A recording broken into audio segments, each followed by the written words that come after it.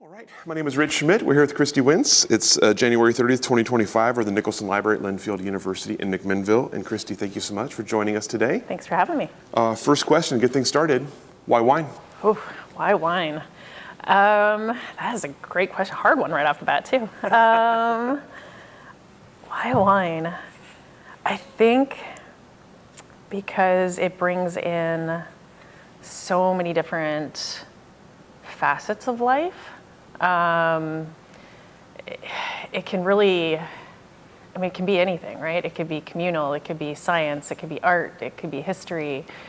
It can be so many different things that I think that was the original draw for me, is that it's just, there's so many different pathways for curiosity. And the biggest one is the communal aspect. It just has a way of bringing people kind of around a common table, and people from different places that speak different languages with different backgrounds, and yet somehow you all come to this place over this beverage, and kind of the walls go down, and you're just in this shared space and having this experience in common that that just really excites me, and it opened me up to really the whole world.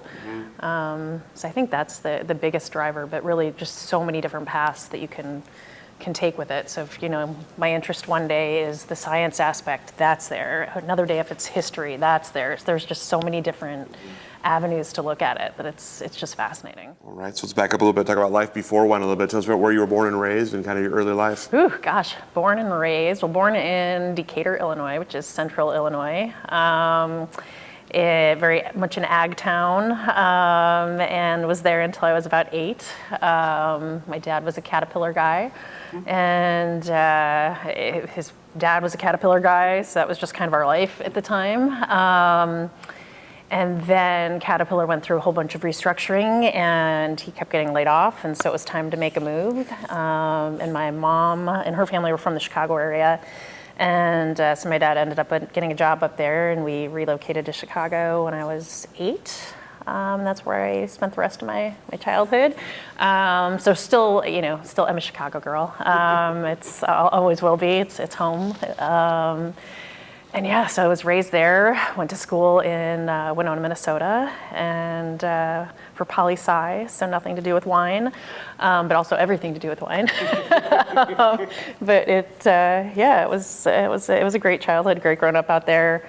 I loved being in a big city. I loved the opportunities that afforded, and just kind of the energy was amazing. And yeah, so that was the childhood years. So all spent mostly in Illinois.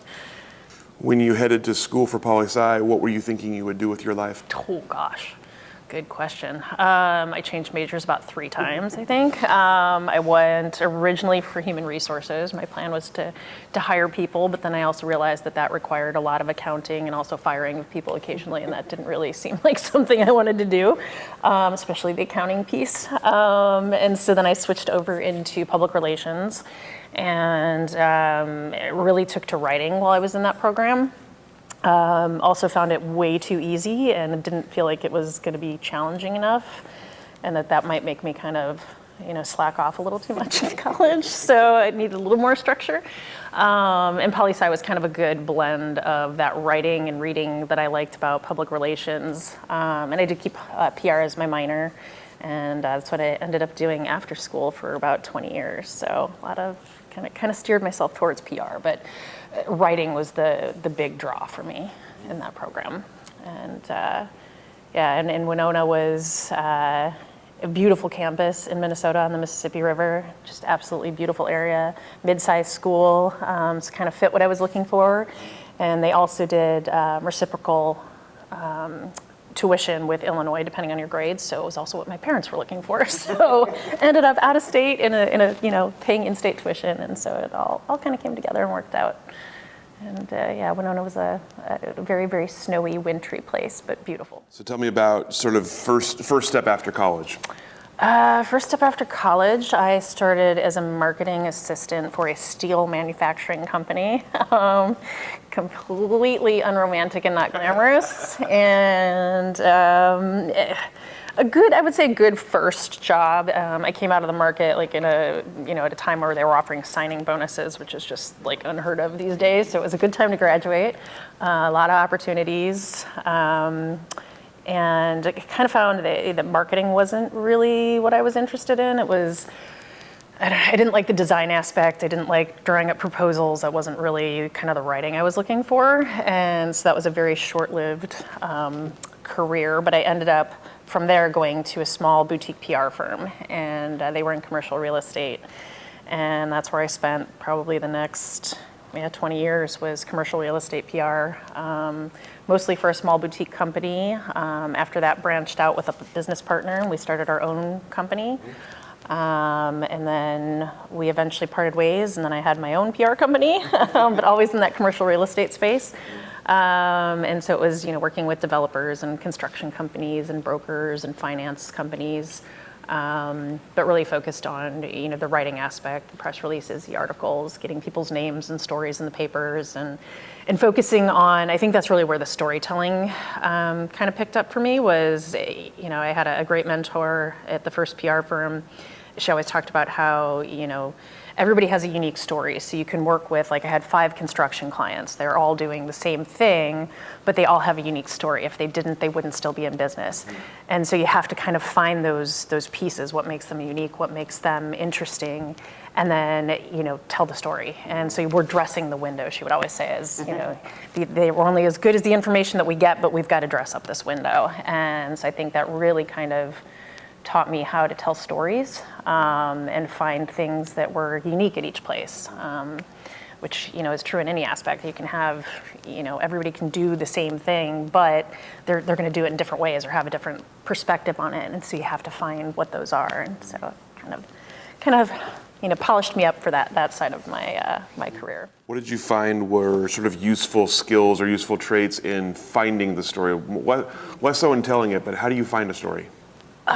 Listening, observing, asking a lot of questions. And I think that's really it, just mostly listening. People tend to tell me things a lot, sometimes more than I need to know.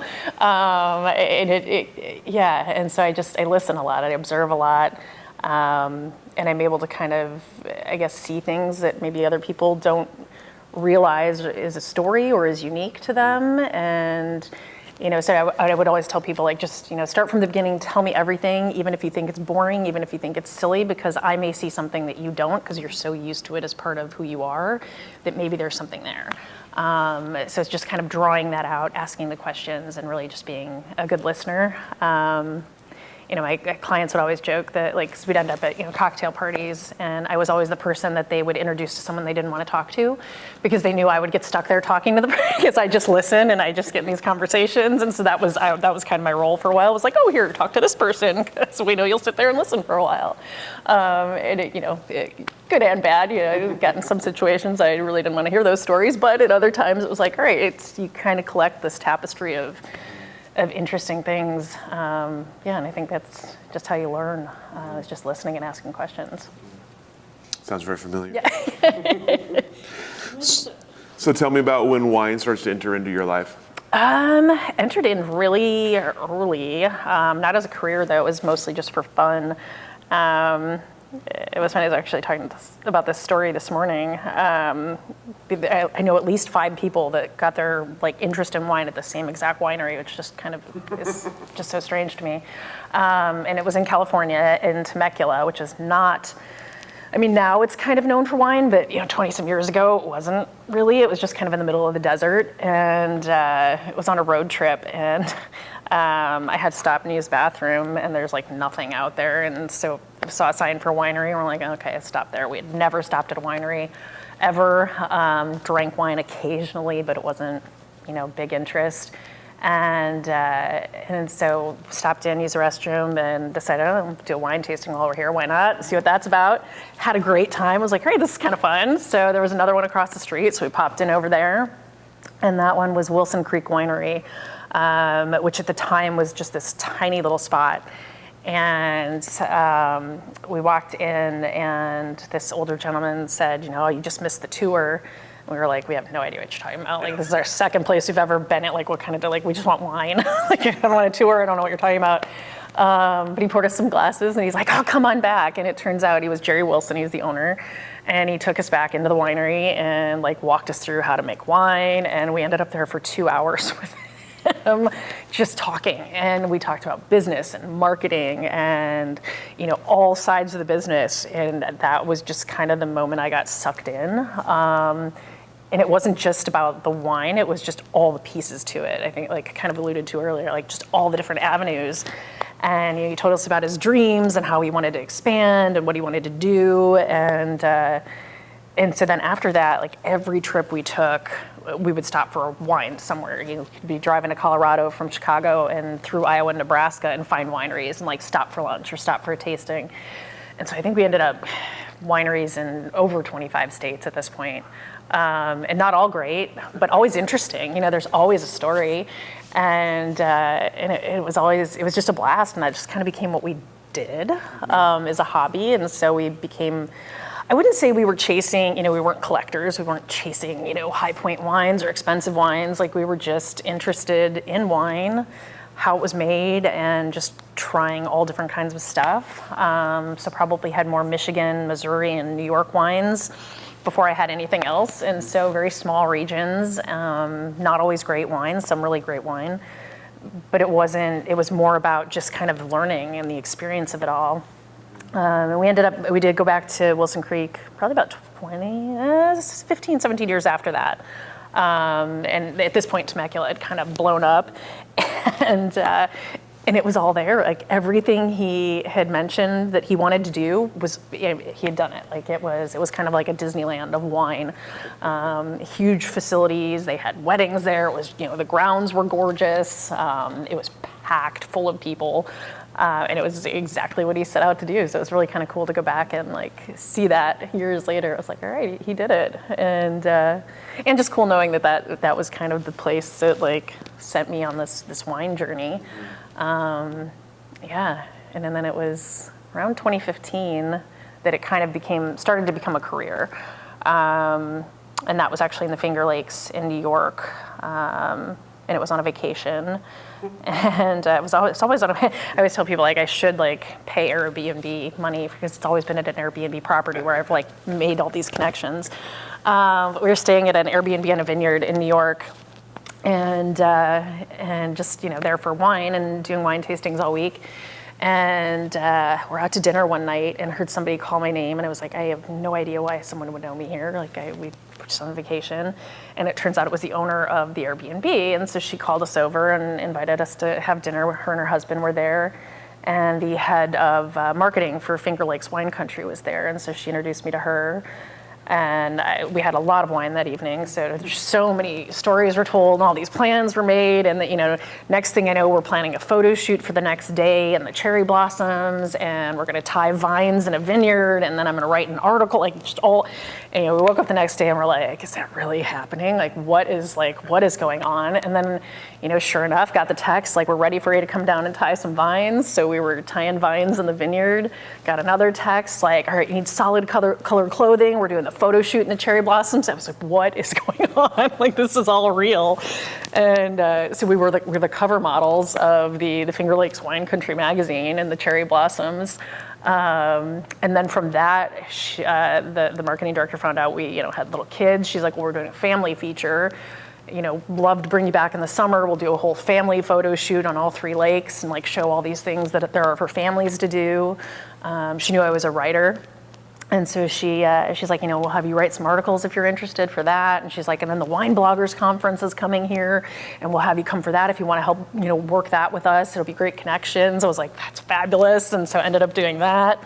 And so it was just this whole, it like just snowballed. And the Finger Lakes, that's why I say it's my home away from home. Like it just, all the people that I've met there, just the community, and like really just supportive and kind of, you know, helping everybody out, but kind of bringing me up in my career with that. So I worked with the marketing group there for, you know, just doing freelance projects for them for a long time, and worked the Wine Bloggers Conference, who then I ended up working for few years after that, part-time as a contractor for them. And so it just kind of snowballed, and all in the Finger Lakes is where it got started. So it was a lot of fun, and just from that one random night in a restaurant. Like, who would have thought? But it was amazing. And that's kind of the magic of wine, I think, is just, those kind of connections and those kind of conversations and networking. And if you're open to it, and, it just kind of all comes together. It's really interesting. So before I pick up there, I'm curious about your sort of developing your taste in wine or your knowledge of wine as you were kind of diving into the wine world before becoming professional in it. What were you finding yourself drawn to, and what were you finding yourself excited about? Spanish wine, definitely my first love. I was big into Tempranillo, big, bold Spanish reds. No white wines. I would hardly touch white wine. I was very much into red wines. Back then, Australian Shiraz was having a hot moment. That was big for a while. Zinfandel, of course. But then Spanish reds were really kind of, I think, what grabbed my attention the most. Before finding Cabernet Franc in the Finger Lakes, and that was that. I have a hashtag. It's called Cabernet Franc as my boyfriend, and that's kind of where that all started. Was I just discovered Cabernet Franc there, fell in love with it, and it's been my favorite grape since. And so that was really kind of I think the shift was, the Spanish reds and Cabernet Franc, because started to understand that there's more to it, and there's complexity, that there's nuance, and then then started asking questions about that, like, well, why does this one taste like this and this one taste like, and so just really kind of driving that curiosity. So it was really reds initially. Whites didn't come around until I started getting more formally educated. So I was pretty much a red wine only drinker for a long, long time.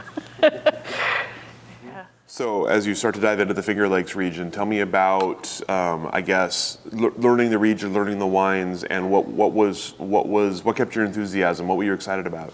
I was most excited, I think, for me, at the Finger Lakes, it was the people and their stories and how they all came to do what they were doing. Like I said, I was still into red wines then, which is kind of funny because Finger Lakes is really known for its Riesling, and I just wasn't into it. I was into their reds, which nobody else really was, and so I started talking about those and finding that they have really good reds. They do some Bordeaux stuff that's great, and so that kind of started me down a path of finding the thing that may not be as well known, and so that kind of became an area I started focusing a lot of my writing, and I still kind of do, is finding those like underdogs or the hidden gems, or maybe things that aren't super popular or well known or highly regarded, but finding why they're still important and why they have value, and that no, not everything is going to be this 90 plus point wine somewhere, but that doesn't mean there's not good wine everywhere, or that there's not a cool story. And so I think it really started driving that home for me.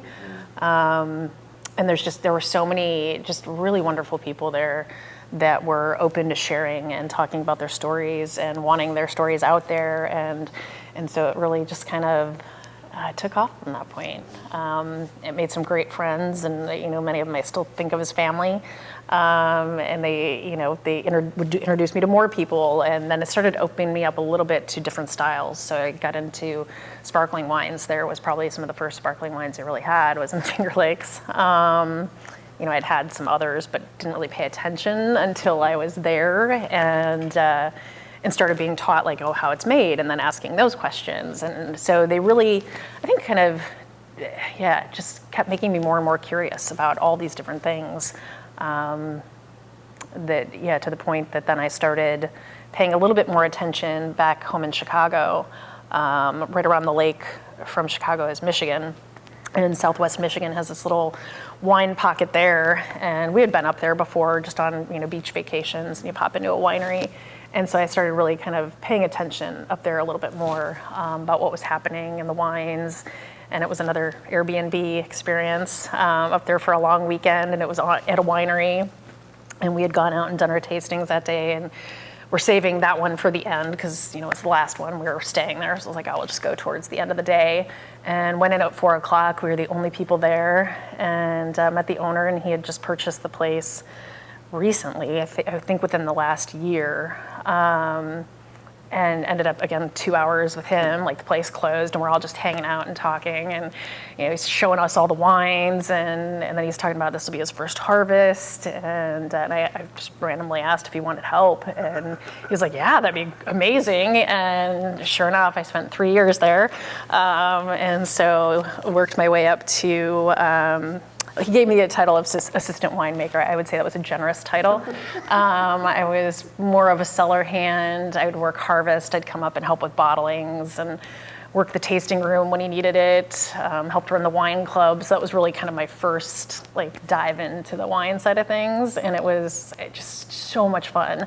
So I did a harvest there in 2018 was the first one. And that was just the two of us that year, and it was just one of the coolest experiences. And then the same in 19, just the two of us again. And it's so grueling, and it's so much hard work. But it was one of the most intense experiences of my working life, and I was just all in at that point. I wasn't going back. And I learned so much. It was very rudimentary. I mean, it was not a big winery. The press was an old apple press. It wasn't, this wasn't a fancy place. Everything was secondhand because he bought an existing winery. He was a former Air Force vet, had spent years in logistics, and so this was kind of his first dive into wine too, and so it was kind of learning on the fly. He was going to the community college for the viticulture program there. And it was just really cool just to learn, as we were going, and we did to, just play around and experiment, and he was just always super open to teaching me things and, letting me try stuff, and it was just awesome. And then I ended up doing WSET classes there. He had Napa Valley Wine Academy came out and offered a few classes, level 1 and level 2. There for his club members, and so jumped in and I did those, and that was really the turning point. I think was once I got that, then I was on my way, kind of just wine is the career path I'm taking now. I didn't know how I was going to get there, but that's where I was going, and so that was really kind of the turning point. And planted a vineyard there in my 3rd year, so it was really cool, just to kind of. Because I'd always, and at that point, by the time I had planted the vineyard there, I was already writing and doing a lot of different things in wine. And one of the things I would always talk about is, all the hands that touch everything, right? So you think back to, you go to the old world and just how many generations of not just the winemakers, but the vineyard workers and their families, that are out there planting these things and working the vines. And, there's so many touch points of a wine. And then, they're going home and they're, taking their pay home and they're feeding their families. And so it's just all of it. It just was always kind of amazing to me, just the amount of hands that are a part of something. And so I just remember planting that vineyard and thinking oh my God, these are my hands now. I am doing this. I planted these vines and who knows where they're going to go or what's going to happen. But it was really neat to just be a part of that. And planting at 3 different vineyards in Michigan. And just to know, just to have that, and have those experiences, that we're all, that was a group of friends all out there planting, and dogs running around and kids and, it's hot and it's, but here you are digging in the dirt and planting these little vines that are eventually going to make wine that's going to end up in somebody's glass. And that was just really, really cool. And just so much fun. So it was, long story. Great story. Yeah. Tell me about how, obviously you had learned about wine quite a bit. You'd seen a lot of avenues of wine. How did production compare to what you expected? I don't think I had expectations. It's a lot of cleaning, so much cleaning. Which I'm okay with because there's something satisfying about that. You can see the result, right? With my writing, you put something out in the world and it's just out there and you don't generally ever get feedback or see anything out of it. But with this, like, you clean a tank and the tank is clean. So it's like, it's done. Like I did that and it's clean. Like you see the results, they're immediate. The pressure washer, that thing was probably one of my favorite things to do, and just seeing everything get clean. So there's something like kind of zen about it. Like I get the same about like shoveling a driveway in Chicago. Like there was something just zen about that. Like, you're going back and forth, and by the time you're done, it's finished and you can see the result. And making wine was very much that way. Like you could see the result right away. Sort of, well, the result right away. Obviously the wine takes a while, but like there's little things along the way that are you're seeing your work, and it's you're making a difference, and so that was cool. I would say that probably the most surprising thing was how physically grueling it is. Like it hurts. It's not easy. I'm still in awe of female winemakers that do this on their own, because a lot of the equipment's really heavy, and how you move that stuff on your own without killing yourself sometimes, that to me is still kind of mind-boggling. Like I can't tip a tank over to I can't by myself. There's no way. I will crush myself. So like I don't know how people, I'm sure you learn and you adapt and you figure out, it helps if you know how to use a forklift, which I don't know how to do. But it was really grueling. Picking the grapes, it's, that takes hours and hours, and it hurts, and you wouldn't think that it's that hard, but it is. It's time consuming, it's hot, there's bees and wasps and bugs, and it's not glamorous, and your back hurts and your feet hurt, and you're just exhausted by the end of the day, and then you have to get up and do it the next day. But it's such a finite amount of time too, so it's intense. Like it's 6 to 8 weeks, and it's just so intense, and then it's just done. And so I don't know, it's hard to describe. I don't think there's like a middle ground. I think you either love it or you hate it. And I was on the love it side, and so much that I did it, 6 more times. So like it was just so much fun. And I always liken it to kind of, my son was in theater, and I kind of likened it to being in a theater ensemble that, you're with this one group in this one moment in time, and you're working on something so intensely, and once it's done, it's over, and you don't ever have that moment again, right? You're never with those same people. It's never something that's repeated in the exact same way, and so it's just this, I don't know, it's this really cool capture of time, and it was always hard. It was always a heartbreak at the end of harvest. Because you might not ever see these people again that you're working with, or, you might not, like the moment will just be different. And every time it was so unique. And so there's this kind of like bittersweet heartbreak at the end of every harvest too. That's just like, all right, that's done. And it's so finite. But it's part of the magic of it, I think, too.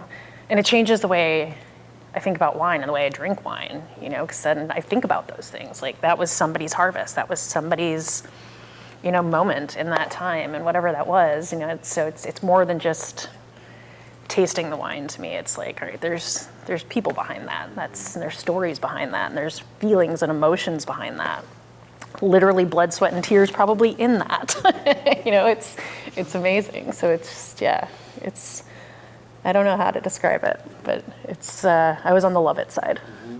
You mentioned their WSET courses. Tell me about your experience with those classes. Yeah, those were a blast.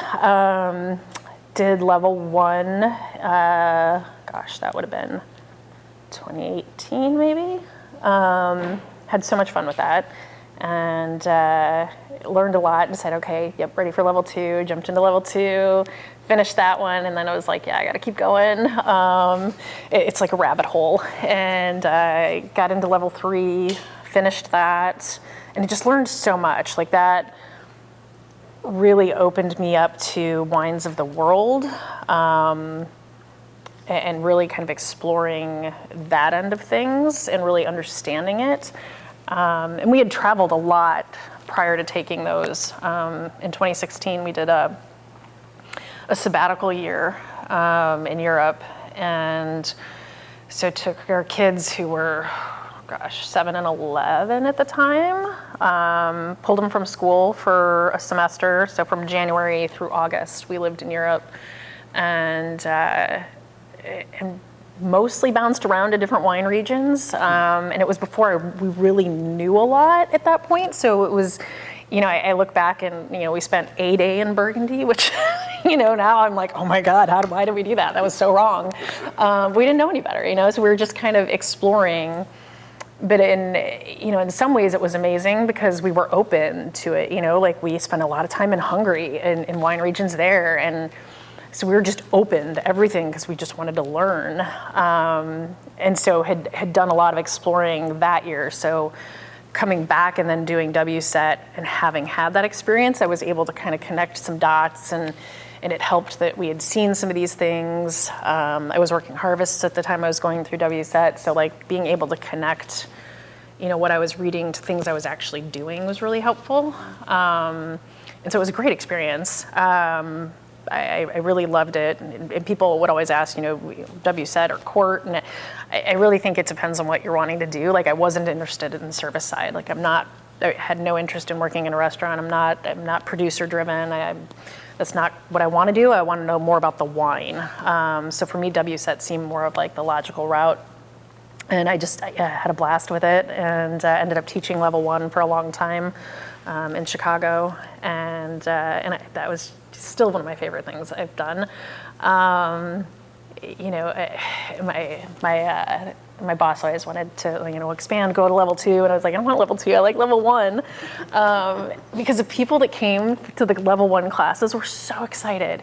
And a lot of times not career driven, like this, they were just interested in wine and wanting to know more. And so you'd have people on dates, you'd have friends, you'd have, just a random person that was interested in it, and at all different levels, like, people that knew nothing to people that knew a lot. But they all had this kind of shared energy of this excitement. So it kept me excited. And so it was just kind of this fuel of, the classes were just a blast. We'd have so much fun because we were just curious and just, talking about the very basics. And you'd see people have these like aha moments, and it would remind me of when I would have those, and I still have those. And it's like, yes, that's the exciting thing about this.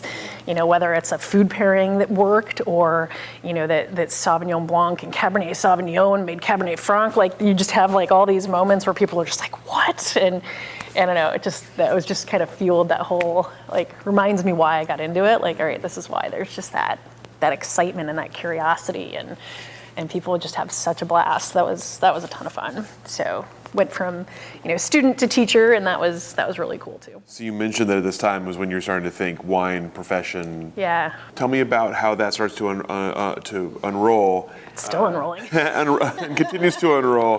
What did you sort of see as potential, and what were the kind of the steps you took? Writing has probably been the biggest potential, and it was kind of the natural avenue for me. Finding freelance writing opportunities, whether it was, articles in journalism style, or helping people create content for their websites or their social media. There was always some path with writing that seemed kind of the natural path. It's not lucrative, and so it's a hustle. It's a constant hustle, but it also allows me to kind of do different things. So I kind of forged the writing path at the same time I was working production and doing that, so I still had hands in both sides, then was teaching, and so I was doing all these things at the same time. So I wouldn't say it was, a direct path to a career. It was just kind of cobbling pieces together that all involved wine. But in some ways it was really similar to what I was doing on the PR end. It was, kind of my own direction. I had autonomy, I had independence, and it was almost like all these pieces were like individual clients. So instead of having a PR company with, brokers, developers, and construction, now I had, a winery, and I was doing production, and I had writing, and I had teaching. And so it was still having different pieces and kind of like different clients. And so it fit kind of my working style and what I was used to, and it's still kind of going that direction. And it started out small. It started out, odd jobs here and there. I still was running my PR company, so I had that as kind of my my stable base, while I was picking up like little jobs here and there and doing a lot of work for free. Said yes to a lot of things, but it was great. That's how I met a ton of people, how I networked, how I got into kind of the wine circuit in Chicago, and was going to trade tastings and meeting more people. And so it really just kind of was my kind of immersion into the industry, but all really. Mostly, I can't say it was a hobby because I was working it like a career, but it wasn't, like I said, most of the time it was just doing things for free just to get my foot in the door and meet people. And then it wasn't until 2020, 2021 where I started to transition out of my PR company and really move full-time into wine, and was taking on bigger contracts and bigger jobs. And started really exploring that more as a full-time avenue than I had been before. And it's, still kind of doing that. It's always a hustle. It's cobbling together odd jobs here and there, always in wine.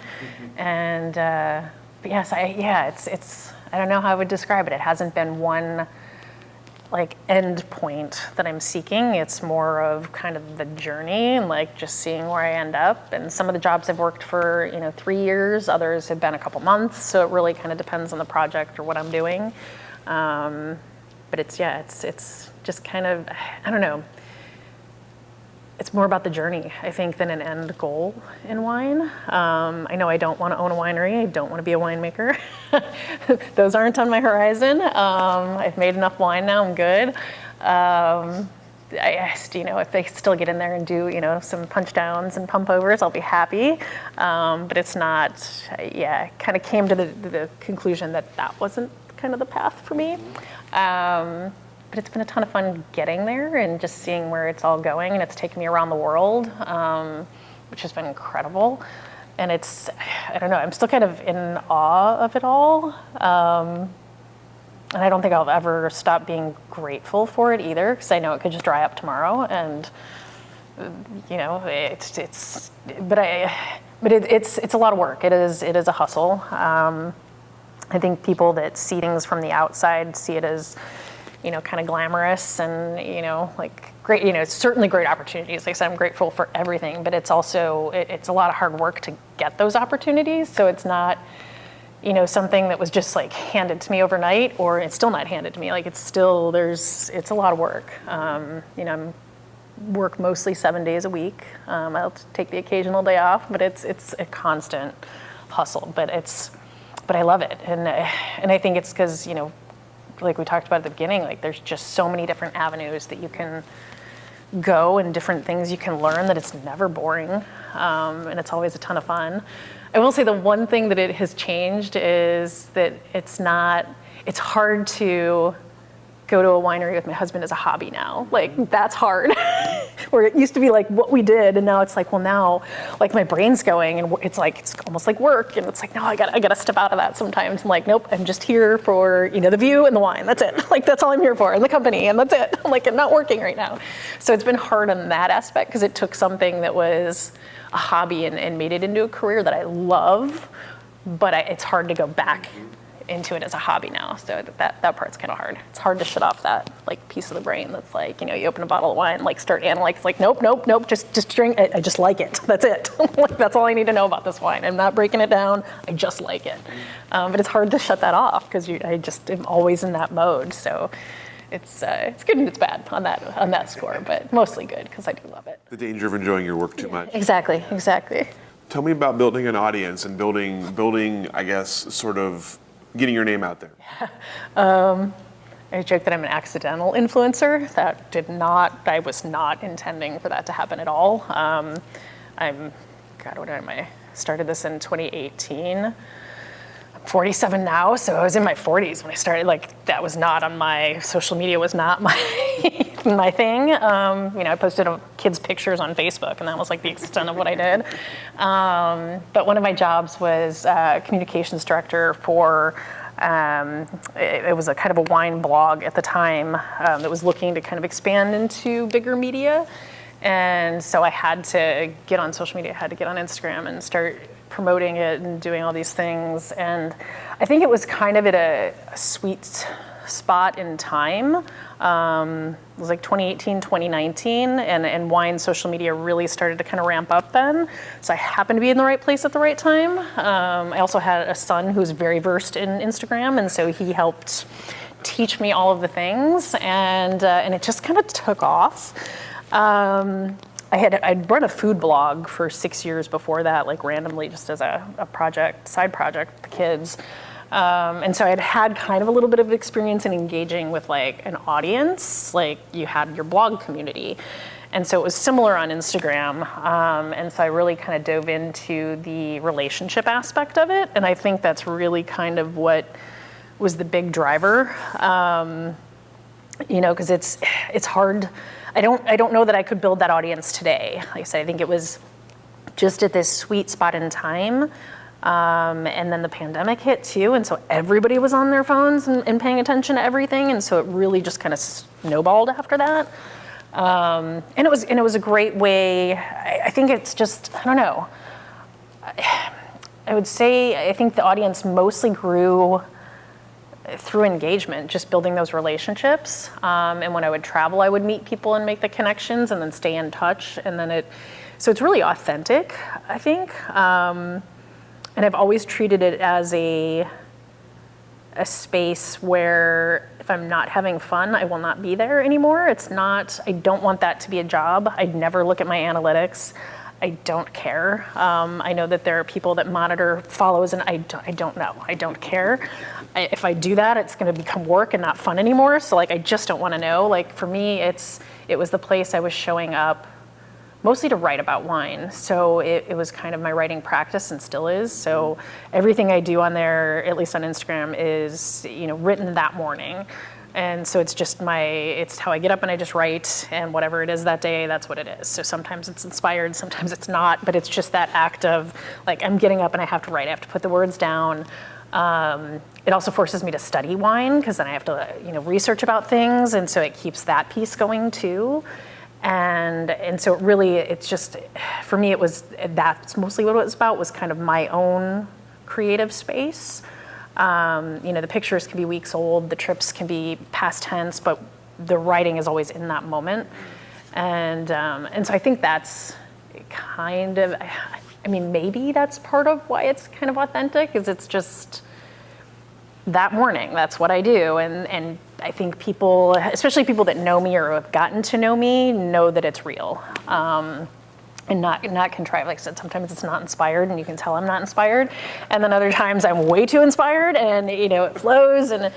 But it's just always been a place for my own creativity, my own opinions, my own thoughts, and I really like that. And I just love the relationships I've built out of it. You don't make, at least I know there are people that can make money being an influencer. I am not one of those people. I make no money at influencing, but I've met a ton of people that way, and so many opportunities have come out of that, that it has, led to jobs, has led to contracts. But the actual social media piece for me is more about the relationships and the people. And I can be traveling somewhere and I have at least 5 friends that live around there and that I can connect with, and then you make more friends there, and it really kind of it's that wine world, bringing everybody together, and you just get to meet all these amazing people around the world and end up in these interesting places that I could never have imagined I would be. And a lot of it just based off of, meeting people and being open to meeting people and hearing their stories and connecting. And then on the flip side, also helping them do the same. It's not a one-way street. It's, very much a reciprocal.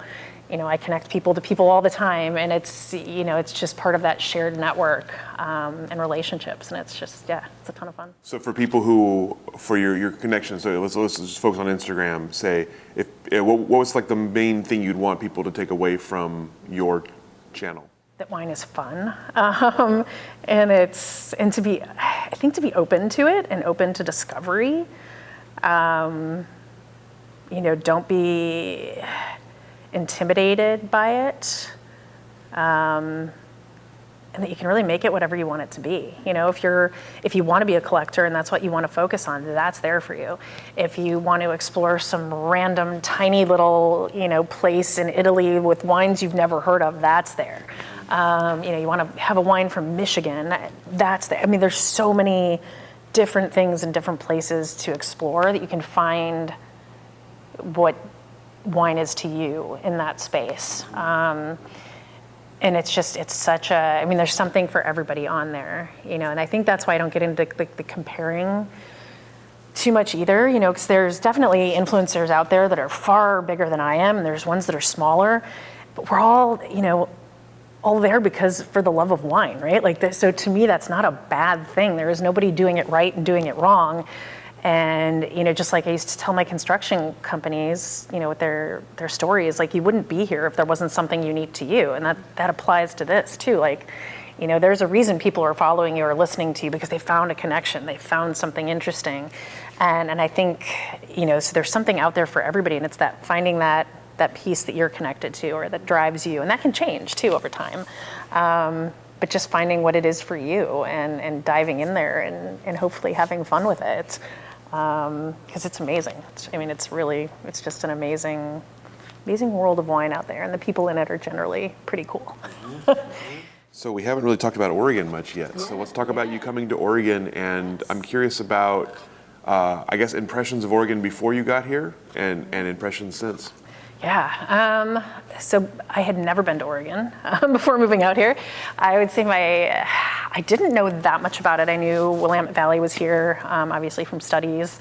I'd had some Pinot from here, but not a whole lot. I mean, it wasn't huge on my radar. When I was in Chicago, I had done a thing on Oregon Chardonnay as a, you know, kind of an influencer thing. They invited a bunch of us to kind of explore, and I was blown away. At this point, I'd gotten into white wine, thankfully, and was, you know, kind of, you know, really into Burgundy, whites, and Chablis, and then had these Oregon Chardonnays, and I was like, oh, holy cow, these are amazing. So was really impressed, but that was really all I knew about Oregon. I really didn't know much. I assumed it rained here all the time and was just cloudy and gray.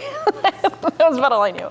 And it was my husband's job, actually, through Linfield here, that brought us out to Oregon. Had never set foot here until his interview, and so that was our first time out here.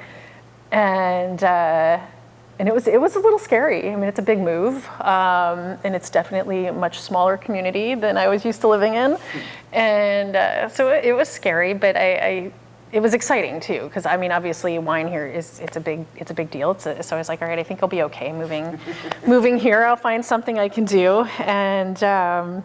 But it was also kind of intimidating, you know, coming from, especially on the production side. At that point, I was still in production, and that was scary. I was, you know, had worked at 2 different Michigan wineries that were both very small, and you know, one was just, you know, the owner and me, the other one was a husband and wife and me, and so they were all like, you're in it, and so that was kind of intimidating coming here. Like, am I going to be able to find something like that, or is it going to be these large, big scale, like I don't have, you know, I'm not going to fit. Like, how is this all going to work?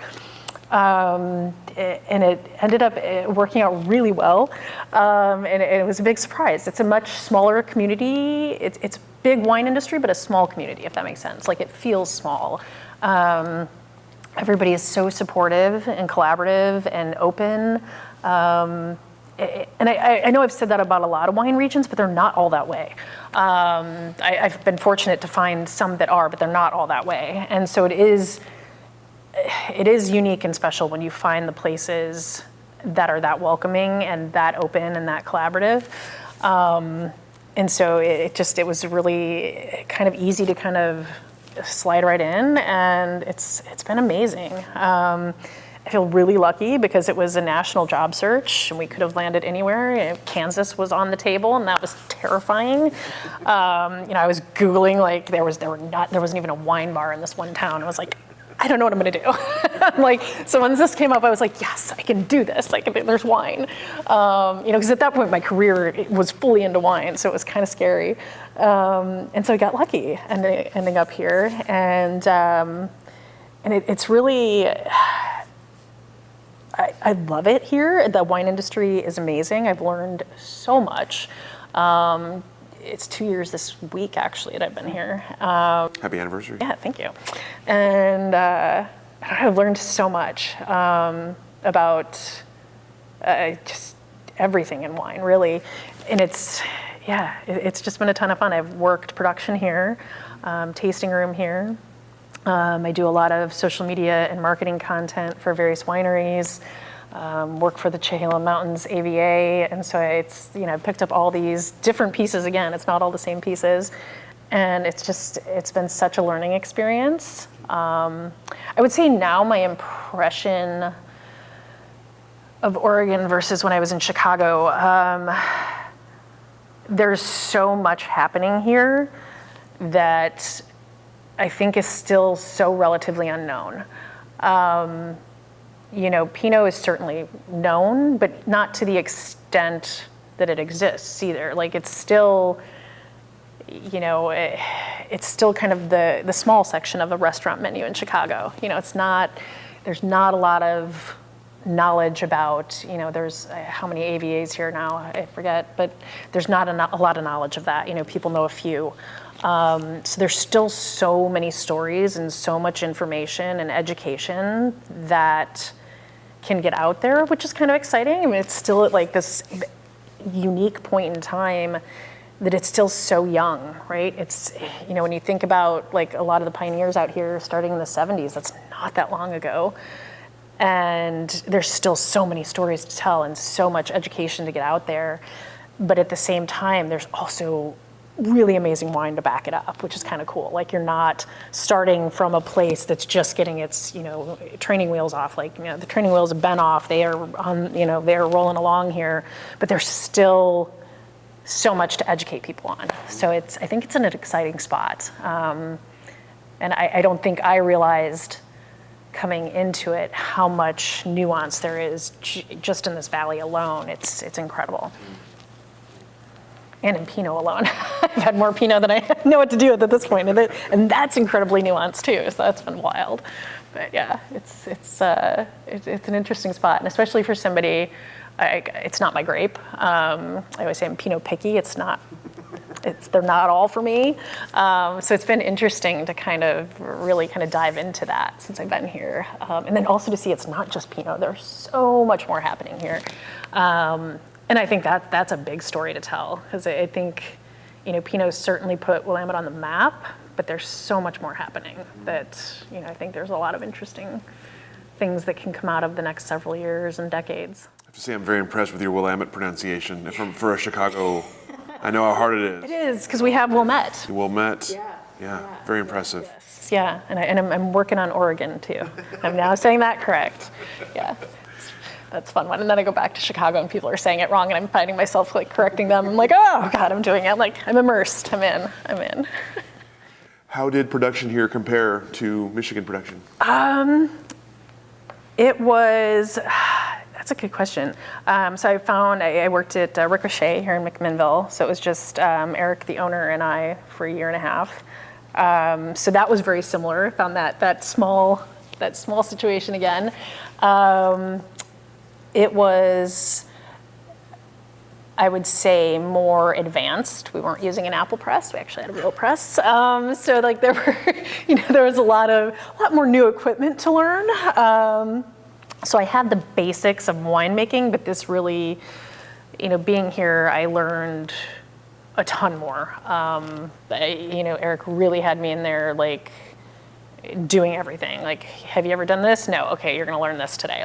He really, pulled me into every single aspect of winemaking, on every, label, on every, thing that he was working on. So I started, the very first thing he brought me in for was blending, February 22. And so we're blending all of the Pinot, or tasting all the Pinots to work on the blends, and that was the first time I'd ever done anything like that, and that was so eye-opening. We tasted, 25 different barrels of Pinot, and didn't, and I had done some blending before, and I knew of different grapes. So like, Cab Sauv and Cab Franc and Merlot blends, like, and how just like the tiniest little percentage change can make a big difference in how the wine tastes. But this was all Pinot, so that was totally new to me. But it was so interesting, like how each vineyard tasted different, and each barrel from each vineyard tastes different. Like everything had nuance, and it was just really eye-opening and kind of exciting to like figure out how this all works and how it all comes together. It's it's a giant jigsaw puzzle that I don't think winemakers get enough credit for. Because blending it's a talent. Like it's not just, you throw these barrels together and put them in a bottle. Like it's not, like there's so much detail to it. And so that was really cool to kind of dive into that. And then from there, it just, did harvest and worked in the cellar and did all the jobs. And I would say I learned far more about the details here.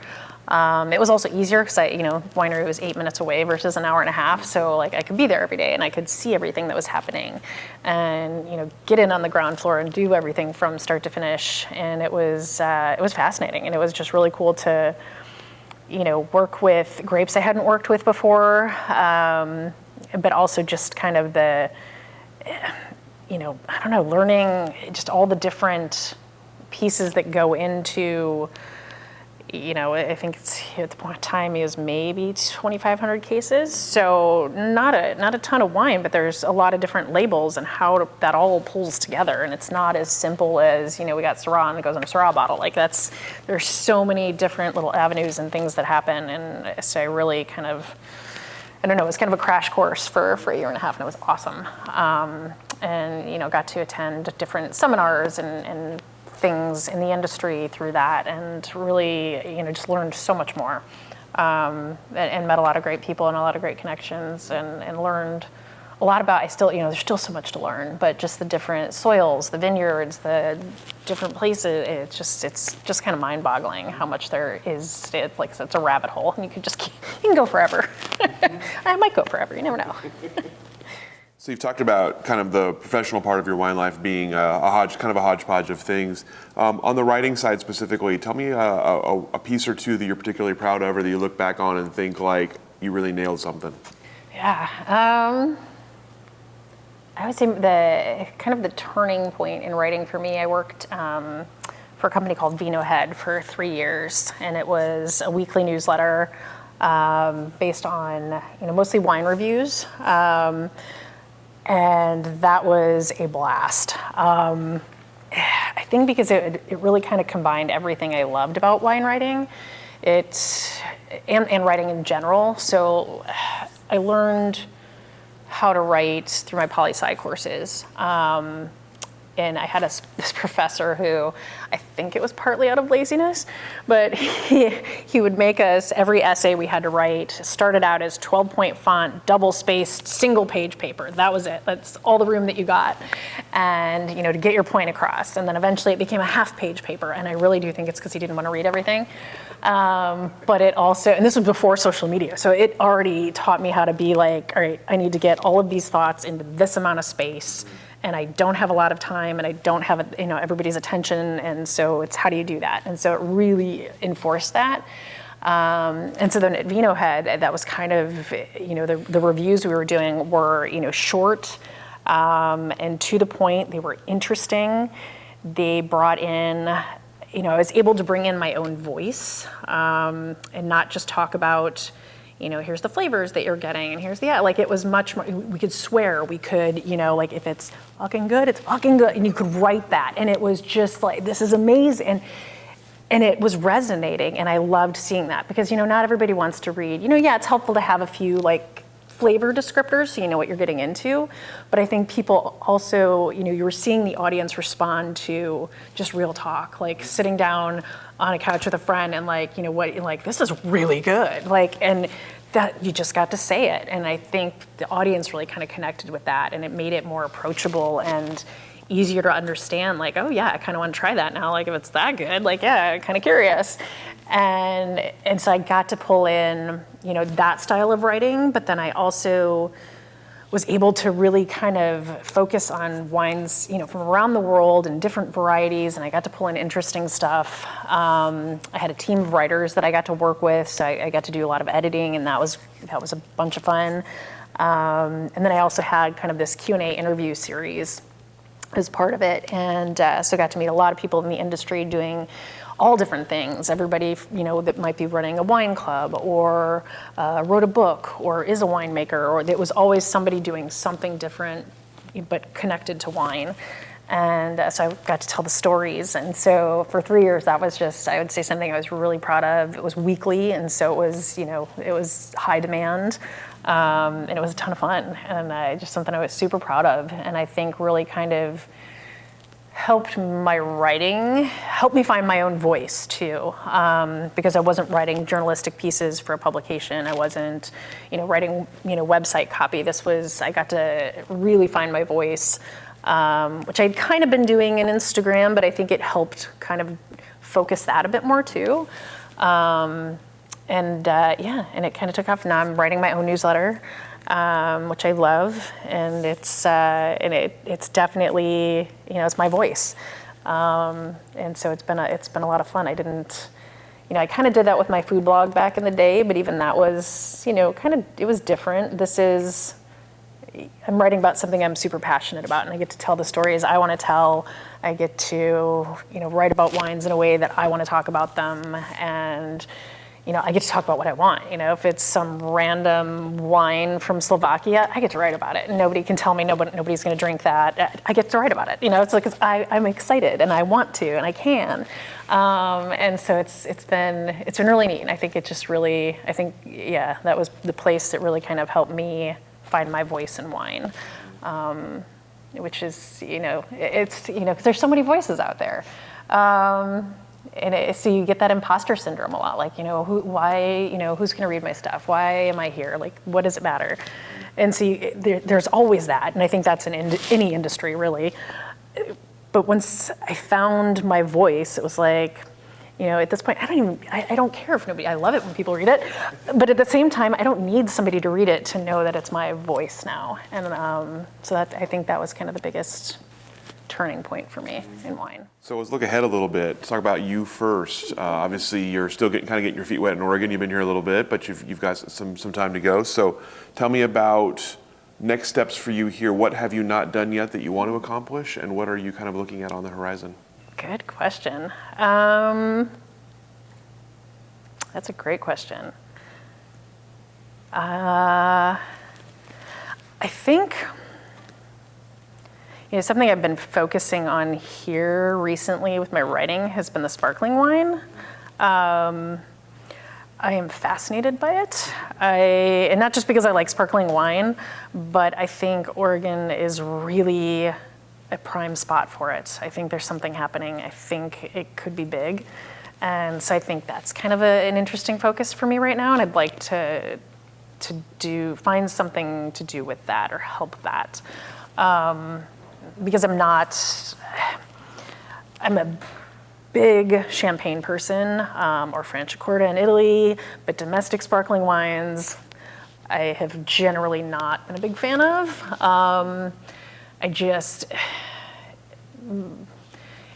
I'm very picky about my sparkling wine, and you can't replicate champagne. It's just champagne, and it's. But you can have, there's other regions I've been to where I really appreciate their sparkling wines. But historically domestic, sometimes I'll find one that's like, oh yeah, this is great. It takes a lot to get me excited about it, and I've now had several in Oregon that I am legitimately really excited about, and think that there is some huge potential here, and it's been kind of fun to see. And so, I don't know what that path looks like yet, but that's definitely an area that I've been exploring. I've been working out at the tasting room out at Corollary. Once I left Ricochet, they realized, because they had just opened their tasting room, that they had to work harvest and wouldn't have anybody up there. And so, I'd known them through wine, and they asked if I wanted to come up and help out at harvest, and I was like, yeah, I can pour some bubbles. I think talk about that. That's great. Didn't expect to love it as much as I did, but it kind of brought in that teaching piece again for me. And it's just been so much fun meeting people up there and talking about, sparkling wine and Oregon. And so it's rolled in that kind of teaching piece, and I get to get passionate and I get to get excited again. And then I get to see it in the guests' faces. They get excited. So that's been a lot of fun. And it really kind of opened me up to, just kind of discovering more of the sparkling wines here and really diving into that. And it's been a ton of fun, and it's just fascinating. So I don't know where that might go, but that's definitely something that's on the horizon. Doing my work with Chehalem Mountains, I think, is really interesting, and really kind of diving into that AVA. So there's so many AVAs here, and but it's amazing, and they're there for a reason. There's so many unique aspects to each one. That you can kind of, study the Willamette Valley as a whole, and that's interesting. But I also find it fascinating to kind of really dive into one and discover as much as I can. And Chehalem to me has kind of that aspect of, being that hidden gem. Nobody talks about it. They talk about Dundee, Old Amity. Those are the two big ones that always get talked about and mentioned. And especially outside of Willamette Valley, nobody knows Chehalem Mountains. It's just not something they know. So that has that piece to me too. It's one of the biggest. It's got some really big names. It's got the highest elevations. Why isn't this something that more people are talking about? And so that's been kind of fascinating. So I'll probably do more exploring and work on that. And hopefully I'll get in another harvest at some point. Maybe not full time, but if I can jump in a bin and crush some grapes, I'll be excited. But yeah, I think for Oregon, that's probably where I'm looking at. I like it here a lot more than I expected I would. It's like I said, I'm a Chicago girl. I always kind of assumed that I'd end up back there at some point, and this was just kind of temporary. But the longer I'm here, it's like I don't know how I can ever leave. It's amazing. The mountains, the green. Despite what I thought, it's not gray and rainy all the time.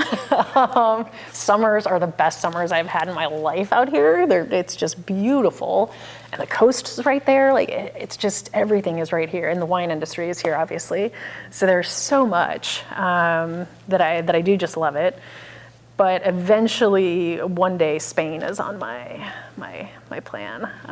Would love to live there for a few years and really kind of dive into that. It was kind of my first wine love. And through my travels, it's been the place. I always say, Italy has my heart, but Spain has my soul. There's just some kind of a visceral connection I have in Spain. I just love it. And so I would love to kind of get there for a few years. Planning to walk the Camino in a few years over there. That's, hopefully. It's on my list of things to do on the year I turn 50, so that's my fingers crossed. 500 miles in 40 some days. That'll be interesting. But that's kind of Spain's always been a piece of, like I said, my soul. So I really kind of want to get there and dive into that a bit more. I'm working with a Spanish wine group right now, so I'm making my way, making some connections, and kind of doing the same thing there that I've done here, and just starting to open doors and meet people and say yes to things and do as much as I can to, if it's free, great, just to kind of open those doors again, because it's kind of the next, long-term path where I'd like to eventually end up. So. Seems like the start of the motivation to get a Linfield Spanish campus, perhaps. Yeah, that would be great, actually. Barcelona, Linfield. I mean, I think we can absolutely make that happen. This is how we started. I think so. Awesome. You talked a little bit about kind of what you saw for the future for Oregon wine. Tell me about where Oregon wine, and I guess even just sort of wine in general, is right now in 2025, in your perspective, and what comes next. I think it's at a pivotal moment. I don't think it's at a bad moment. You hear a lot of doom and gloom right now. I think I'm a little more optimistic than that. I think it's an inflection point. I think things are going to change. It probably could use a little bit of a market correction. There's a lot out there. And that's not necessarily a bad thing. Yeah, it could mean, some bad things for individuals. But as a market as a whole, I think wine's at an interesting place. I think, there's, when an industry is having a challenging moment, it's an opportunity, right? That's when you get to shape the story. You get to, reimagine things. You get to, put new ideas to the test because maybe the old ones aren't working anymore. And so then you might end up finding something else that takes off, and that's a new opportunity. So I think I don't view it as a bad point in wine. I think it's just kind of an inflection point. And I think there's so much opportunity. And for Oregon in general, I think it's an opportunity to move past Pinot. It's always going to be here. It's a huge driver. It's going to draw people to the region. But I think there's now an opportunity to kind of, show off what else is here. The Chardonnay is fantastic. It's starting to really kind of, I think, find a place in the market. It's still, not as well known as Pinot. And I'm talking mostly outside of the state. Obviously, within the state, people know what we have here. It's widely distributed. All the wines are everywhere, which is a great thing. And unlike, it took, I think back to the Fingerlakes, it took a long time for the Fingerlakes to get their wines into New York City. That was a tough road for them. They're there now, but that was a hard road. And Oregon's been very supportive of its own, and I think that's huge. You see these wines up and down the state, and that's great. But outside of the state, I think there's really an opportunity to build more of a name beyond just the Pinot Noir. Chardonnay is huge. I think the bubbles are going to be an interesting avenue. The hard point, or kind of the challenge for the sparkling wines, I think, will be the price point. That's going to be a big kind of challenge outside of the state. In the tasting room, that's great. It works, they sell, and it's, there's demand, and so it's okay. But if you, take that outside of the state, it's a bit more of a challenge. And it's not unique to Oregon. You see that, I would see that in Michigan all the time. You'd have wines that would sell in the tasting room in Michigan for $65, but good luck selling that outside of Michigan for $65 because nobody understands it or why. They can get something else for, so there's a lot of market dynamics and challenges. But I think, there's a lot of opportunity, in those two areas. I also think you're seeing a ton of new varieties planted out here with climate change and with just, people really starting to understand, I said it's a young industry, so there's still room for discovery and, understanding soils and microclimates and all these different things and figuring out what grapes might work where. And so you're seeing all this new stuff being planted, and I'm seeing Syrah and Mencia and Albarino, which is just super exciting. And so I think there's just some, room for, exploration, experimentation, and so that's opportunity, and that can be really exciting and new stories to tell.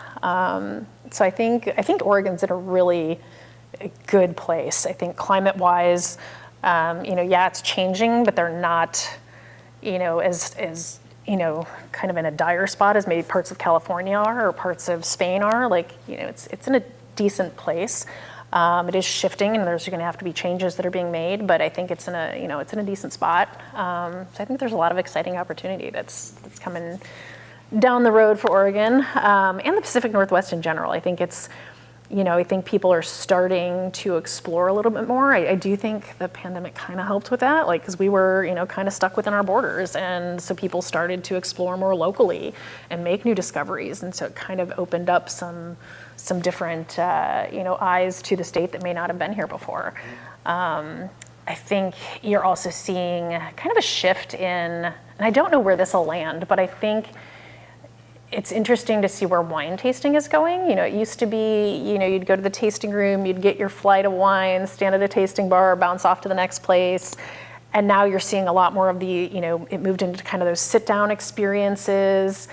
But now I'm seeing people kind of being restless about that. And so I'm kind of curious where this is going to go. But again, that's opportunity. And you're seeing a lot of really creative stuff out there, from movie nights to, food and wine pairings to different, experiences of, maybe tasting some wines from outside the region next to these wines and doing comparisons. So you're starting to see like some creative experiences out there, which I think will be a lot of fun. And there's just, endless possibilities for that too. So I don't know, I think it's a time for opportunity, a time for new ideas. Like I said, there'll probably be a market correction.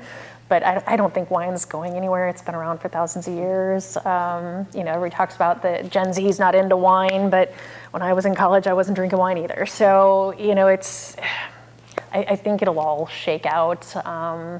We're losing kind of one of the biggest generations that have been wine drinkers for a long time. But we just have to adapt, and we will. It's always shifting. And so I don't see it as a negative right now. I think there's some good things happening. And I'm not generally an optimist either, so. I was going to say, it's nice to hear that. Yeah. I haven't been hearing that a lot lately, so it's nice to have a little optimism. That's excellent. All the questions that I have for you today, anything I didn't ask that I should have, anything that we didn't cover that you wanted to cover? I don't think so. I think that kind of covered it all. Yeah, I appreciate this. It was fun. Thank you so much. Down memory lane. Appreciate you taking the time to share your story with us and visit us out here, and I'll go ahead and let you off the hook. Thank you.